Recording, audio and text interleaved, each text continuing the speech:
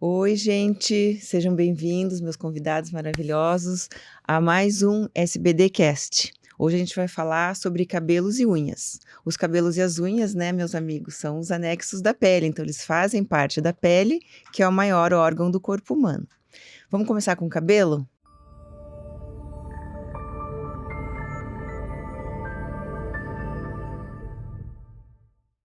Essa é a nossa super expert em cabelo e a nossa outra super expert em cabelo. Pri, quais são as causas mais comuns de queda de cabelo? No dia a dia, assim, o que a gente mais vê é o eflúvio telógeno agudo, né? E a alopecia androgenética. São as principais causas no consultório. Ainda que o eflúvio, principalmente nessa fase pós-Covid, que a gente passou agora da pandemia, eu acredito que tenha sido, vem sendo, né, o mais comum. E Pri, o que é exatamente o eflúvio telógeno? Porque eu vejo que as pessoas confundem muito, inclusive não médicos, não especialistas como você, né? Meio que queda de cabelo acaba entrando num balaio só e todo mundo faz a mesma coisa para várias doenças, quando na verdade a queda de cabelo é um sintoma, né? Então o paciente fala, meu cabelo tá caindo, às vezes nem é nada anormal, né? O eflúvio telógeno, ele é a queda de cabelo que acontece secundária a um gatilho, tá? Então, acontece uma desregulação lá no ciclo capilar, que a gente tem uma fase de crescimento, uma fase de queda, e essa fase de queda acaba acontecendo fora da época correta que deveria acontecer. Então, geralmente isso é secundário a um gatilho. Então, dentre os gatilhos mais comuns que a gente vê é a infecção, né? E atualmente o Covid entra aí disparado, um dos mais comuns. Deficiência de algumas vitaminas, então vitamina D, vitamina B12, deficiência de ferro, pode ser um gatilho. Alterações hormonais, como alteração da tireoide, a mulher no pós-parto também tem, de certa forma, algumas alterações hormonais, então justifica. E o estresse. Até o estresse é algo que confunde bastante, porque muitas vezes o paciente acha que é aquele estresse do dia a dia, o estresse do trabalhar muito, dormir tarde, mas não. Para a gente levar em conta um estresse para queda de cabelo, geralmente é um estresse mais pontual. Então, é uma separação, falecimento de alguém na família, enfim, o estresse ali do pós-cirúrgico, um procedimento cirúrgico, é esse tipo de estresse. Então, são as causas que a gente vê no dia a dia. No eflúvio, a gente vê que cai muito cabelo de uma vez, porque às vezes os pacientes trazem pacotinho com os fios de cabelo que eles coletaram ao longo de um ou mais dias, né? Sim. Então, nesses casos, a gente chama a atenção que pode ser um eflúvio telógeno. Pode. Então, uma queda mais aguda, que a gente chama, que em números, assim, a gente pode considerar que dure aí em torno de 6 meses. Ela é uma queda mais intensa, então é aquela que você vê o cabelo caindo na roupa, o cabelo caindo na fronha, na pia quando penteia, e claro, quando você lava o cabelo também é o momento que você mais vê, porque você tá manuseando, manipulando o teu cabelo, então aquele fio que se desprendeu da raiz e você acaba passando a mão, manipulando, você enxerga ele num bolo, numa quantidade maior. Então, geralmente, é esse quadro em que a gente vê o cabelo caindo e faz esses montinhos de cabelo, eles falam mais a favor de se tratar de um eflúvio telógeno agudo. E o eflúvio, então, pode ter várias causas. Consequentemente, o tratamento não vai ser idêntico para todas as pessoas. Não, a gente vai tratar a causa. Então, por isso a importância de solicitar alguns exames, conversar com o paciente, assim, muitas vezes a gente faz uma anamnese mais dirigida, porque às vezes o paciente não se liga, né? Chega e fala, mas não sei por quê. Mas aí você pergunta, teve Covid? Fez alguma cirurgia? Começou um medicamento novo? Parou algum medicamento que vinha tomando? E aí a gente acaba identificando. Então, é por aí. E Pri, o que você aconselha os pacientes que vão numa consulta capilar a fazer antes da consulta? Como que eles se preparam para a consulta? Então isso é bem interessante, porque dependendo do preparo, se ele não tá bem feito, atrapalha bastante na hora da gente examinar o couro cabeludo. Normalmente eu peço para o paciente não lavar o cabelo, tá? Muita gente acha que, eu vou lavar o cabelo e vou com Sim. o couro cabeludo limpo. Mas o ideal é que pelo menos umas 24 horas antes não seja lavado. Porque daí eu consigo ver bem se tem alguma alteração na pele do couro cabeludo. Eu consigo, até de certa forma, medir a quantidade de fios de cabelo que estão caindo, que daí a pessoa não manipulou, o cabelo tá ali, né, mais fácil de ser avaliado. Geralmente também eu peço para não vir com gel, spray, maquiagem de couro cabeludo. Muitas vezes as pessoas usam sprays para mascarar, né, alguma área de alopecia, alguma área de falha, rarefação, e isso atrapalha para o exame do couro cabeludo. É super importante daí os outros conselhos que eu acho que todo médico pede, que traga exames recentes, que traga uma listinha dos medicamentos que está usando. O que eu acho interessante de falar isso é que muitas vezes não se associa a doença do couro cabeludo a problemas sistêmicos. Então, o paciente não vê lógica em levar exame de sangue, em contar que ele tem, por exemplo, doença celíaca. Então, o paciente tem doença celíaca, ele pode ter deficiência de ferro, de vitamina B12, de ácido fólico, e ele nem conta, nem leva exames complementares. Então, o cabelo, muitas vezes, é sinal de muitas outras coisas internas. Exato, até para a própria terapêutica. Então, quando a gente se programa para fazer algum tipo de tratamento, de acordo com o que a gente diagnostica na consulta, às vezes é importante para a gente saber quais os medicamentos que já está usando devido ali a alguma interação, até exames de rotina, assim, que toda mulher faz, como mamografia, ultrassom, o homem que faz um acompanhamento com urologista. Isso é super importante que tragam esses exames, obviamente os mais recentes, né, para a gente poder raciocinar em cima de todo esse conjunto de fatores na hora de programar o tratamento.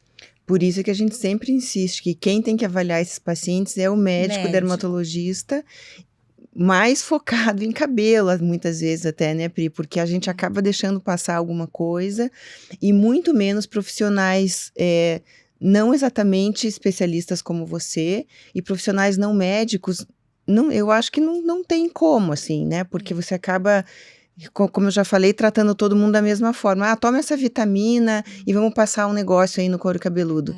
Mesmo porque nem toda queda é igual.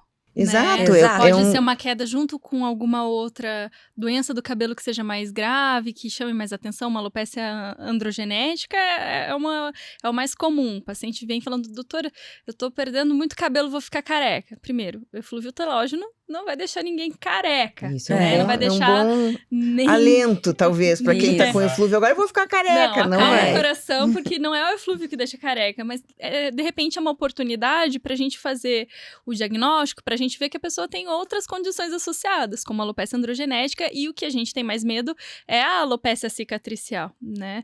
É muito comum a gente ver alguns pacientes que foram antes no cabeleireiro, ou ao contrário, né? O cabeleireiro é o nosso parceiro, ele às vezes vê antes do paciente, né? A gente tem que se aproximar e eles indicam. Tem vários cabeleireiros que me indicam para avaliar se essa queda tá normal. Tá tudo bem com esse couro cabeludo, né? E realmente, a dermatologia é muito ampla e muito difícil. E a gente vai se especializando mais e sabe tratar melhor algumas condições à medida que a gente foca a nossa concentração nisso. Então, eu acho que vale muito a pena. O dermatologista geral, ele tá apto e sabe tratar um eflúvio agudo, e sabe tratar uma alopecia androgenética, mas a gente tem que tomar cuidado com as alopecias cicatriciais, né? Em alguns casos, você precisa fazer biópsia de couro cabeludo para chegar ao diagnóstico, então não é tão simples assim, né? Às vezes até com a biópsia, conforme o resultado, a gente ainda fica na dúvida entre um e outro diagnóstico. E uma coisa que eu acho que vale a pena a gente falar também sobre queda de cabelo não vale a pena você repetir a vitamina ou a receita da amiga, da vizinha, por favor. porque cada um tem um quadro individual, cada pessoa é única e vale a pena ela ter o atendimento individualizado que ela merece, ser bem examinada, fazer uma hipótese diagnóstica e fazer o tratamento mais adequado, porque todo mundo quer a mesma coisa, quer que o paciente fique bem, o paciente é a gente, né? Exatamente. E isso é importante falar também, porque a gente vê muita opção no mercado de tratamento, assim, para cabelos e unhas, né? É o tal polivitamínico que é para cabelos e unhas.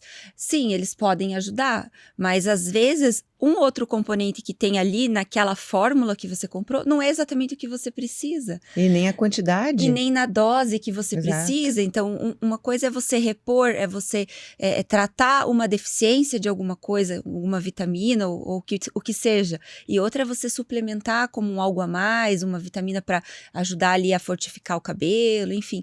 Então, por isso que é importante ter essa avaliação médica e, sobretudo, do especialista, né? Porque o tratamento tem que vir depois do diagnóstico. Então, as pessoas pulam essa etapa, né? Exatamente. Então, não é à toa que a gente usa o dermatoscópio para olhar o couro cabeludo, para ver como que as coisas estão acontecendo. E como você falou, né, Karina, as alopécias cicatriciais, se você perde tempo nesse processo de tentar a coisa sozinho, você não tem mais volta, né? Porque na área do couro cabeludo que você ganhou uma cicatriz, não vai mais crescer cabelo dali, né? Morreram os folículos. Então, esse timing perdido é super importante para o resultado final que a gente vai ter.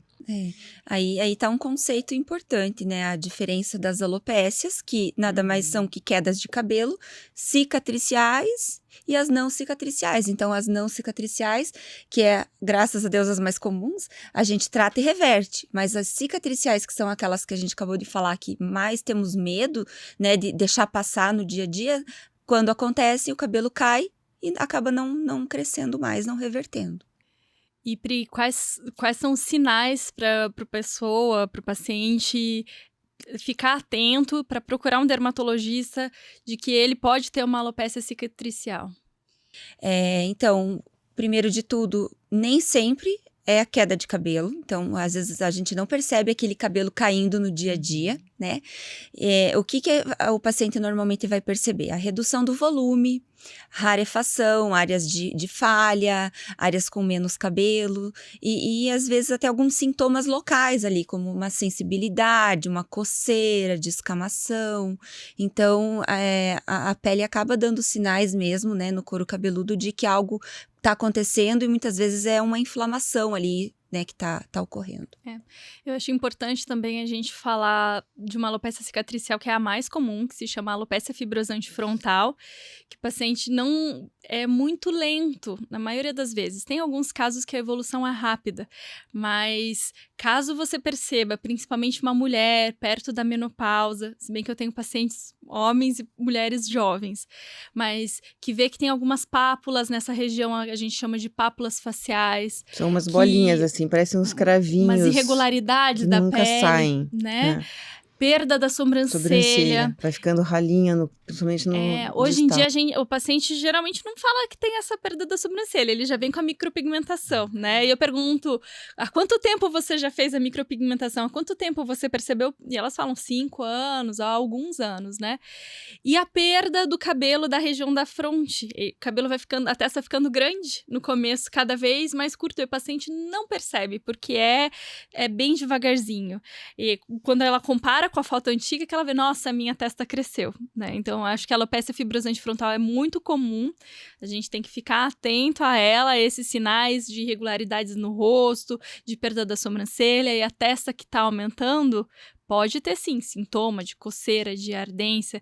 O paciente não vai ver que tá caindo cabelo, né, Pri? Mas procure o dermatologista. E nesse caso, se você começar com as vitaminas, não vai adiantar absolutamente nada. Então, mais uma vez, né? Cada um tem que saber o diagnóstico para poder escolher o melhor tratamento. E meninas, quais outros tratamentos, além dos feitos em casa, que podem ajudar no caso de uma alopécia androgenética, por exemplo, que é a calvície, né? A calvície masculina e a feminina que também existe. Nesses casos, a gente considera como tratamentos adjuvantes, né? Como você falou, nada substitui o tratamento medicamentoso. É muito importante estar acompanhando e tomando o medicamento ali para tratar a doença. Aí, nesse caso, alguns casos, a gente pode lançar mão de tratamentos adjuvantes, que são os procedimentos de consultório. Então, existe a opção do microagulhamento, o laser, o MMP, que é a microinfusão de medicamentos na pele, lá do couro cabeludo. Como que é, Pri, esse tratamento? Que eu vejo que alguns salões oferecem esse tratamento como terapia capilar, né? Então, eu acho que tem se tornado relativamente popular, mas é importante que as pessoas entendam exatamente como ele funciona e quando que ele realmente é indicado, porque às vezes ele pode não ajudar em nada, né? Exatamente. Então, a gente indica esses procedimentos como um adjuvante no tratamento de alopécias que são reversíveis. Então, aquelas alopécias que a gente sabe que tratando vai melhorar. Porque se você tem algo que é cicatricial no teu couro cabeludo, o ideal é não ficar injetando nesse tipo de tratamento, esse tipo de procedimentos para tratar. Então, normalmente, esses procedimentos buscam o que a gente chama de drug delivery. O drug delivery é fazer o medicamento permear, o medicamento chegar de uma forma melhor no local onde ele precisa atingir, então no couro cabeludo. Isso pode ser feito a partir de agulhas, microagulhas, né? Um rolinho de agulhas, que é o microagulhamento, o MMP, que é uma canetinha que a gente passa com agulhas, o próprio laser, depois de passar o laser, fazer ali a aplicação dos ativos. Então, é dessa forma que a gente faz, visando entregar o medicamento diretamente no couro cabeludo. E Pri, quando que tem indicação de transplante de cabelo? O transplante capilar, ele também entra como um adjuvante. Então, é um procedimento para ajudar na reversão aí, principalmente em questão cosmética, uma melhora cosmética, né? Então, o transplante, ele é reservado, assim, para casos em que o paciente, muitas vezes, já tratou, já fez de tudo e quer um resultado a mais, quer algo a mais para melhora cosmética. Ou mesmo o paciente que quer algo a mais, apesar de estar tratando corretamente. Algumas vezes a gente trata e tem áreas que não tem cobertura, o paciente não está satisfeito e também pode cobrir melhor, enfim, né, nesses momentos como um adjuvante também. E quando vai fazer transplante, se você tem uma área de cicatriz ou uma alopécia cicatricial, o transplante pode ser feito em áreas cicatriciais? Pode, o transplante pode, mas também com uma avaliação bem criteriosa. É importante que no local não tenha mais inflamação, né? Não tenha os sinais de atividade que a gente chama. Então, aí a importância de um especialista capacitado para avaliar isso, né? E é disso que depende o sucesso do transplante numa alopécia cicatricial. Mas é possível sim. Muitas vezes na alopecia cicatricial, depois o paciente tem que estar consciente que ele pode perder. Então, em torno de 5 a 8 anos, a doença pode voltar ali e ele perdeu o transplante que ele fez, né? Exato. E eu falo que os procedimentos são adjuvantes, o MMP, a mesoterapia, microagulhamento, eles funcionam para a gente ter o resultado um pouco melhor e um pouco mais rápido, mas o que se faz em casa é importante. E essa avaliação clínica é fundamental, né, para a gente sim excluir alopécias cicatriciais e saber qual é o melhor remédio, o que a gente vai fazer para aquele paciente, porque às vezes a pessoa sente muita dor, ela é muito sensível, então a mesoterapia, que são várias injeções, não vai ser legal para ela pode passar mal, ficar com pressão baixa durante o procedimento. Então, se a pessoa tem pânico de agulha, talvez o laser seja mais indicado, né? Então, ele faz com que o resultado seja um pouco melhor e um pouco mais rápido. E com relação à calvície, a gente fala que é estético, que é cosmético, mas só quem é calvo sabe a confiança que dá quando o cabelo volta, a confiança que dá quando era ralinho e fica cheio, a entrada que era muito grande, que tapou. Tenho mulheres que eu indico transplante que já fizeram algumas biópsias para descartar, mas era uma área muito grande aqui na fronte. Então, para uma mulher, aquilo é muito impactante, não há topete que consiga disfarçar isso. Então, não acho que o transplante seja só estético. Assim como um preenchimento labial deixa uma pessoa mais confiante para entrar no altar no casamento, o transplante deixa o homem mais confiante com a sua própria masculinidade, a mulher mais confiante com o seu volume de cabelo, né? É verdade, tem todos esses outros aspectos que a gente nunca pode esquecer, né? Vamos ver o que mais que a gente tem aqui. Pri, e com relação aos cuidados com os fios, o que você dá de dica para os pacientes? Como cuidar do fio? Porque o fio é célula morta, a gente não consegue recuperar a ponta do fio, mas a gente pode cuidar dela melhor, né? Sobretudo, eu acho que é importante você entregar, né, o seu cabelo para um profissional capacitado, um profissional seu de confiança e, claro, utilizar produtos que sejam os mais adequados para o seu tipo de cabelo, o seu tipo de fio. E também os cuidados no dia a dia com aquilo que a gente vê que mais agride o cabelo. Então, atualmente, o que mais agride o fio? É o uso de secador, chapinha, o aquecimento do fio, alguns tipos de alisantes que a gente lança a mão ali no dia a dia. Então, é importante esses cuidados para cuidar, né, proteger o fio para que ele não sofra esse dano. Então, em relação aos cuidados do dia a dia com a chapinha, com o secador, normalmente eu oriento os pacientes sempre a usar um protetor térmico, primeiro deixar o cabelo começar a secar naturalmente e dar uma finalizada ali com o secador. Eu sei que é difícil, nós que somos mulheres em dias de frio, não tem como dizer que não vou secar o meu cabelo, a gente acaba secando. Então, faça de certa forma que vá agredir menos, que vá a possibilidade de proteger mais o teu cabelo. Então, a distância do secador na hora de você utilizar é importante, no mínimo aí uns 15 centímetros. Use o secador numa temperatura intermediária, não muito quente. Então, por isso que a gente vê que aquelas escovas giratórias, elas agridem mais. Porque além de ser muito mais quente, você encosta, o contato do fio na escova é maior. Então, dê preferência a um secador desses mais comuns, não com a escova giratória. E claro, se você puder usar menos frequente, né? Não todo dia, pelo menos reserve para o dia que você vai sair, o dia que você tem um evento. São essas orientações que eu passo normalmente. E Pri, dormir com o cabelo molhado estraga o cabelo?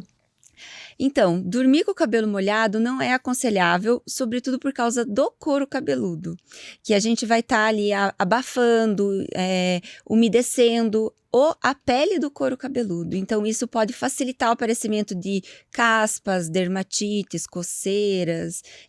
Então, isso não é legal. E pintar o cabelo? Muita gente pinta o cabelo, quase todo mundo, pelo menos a raiz.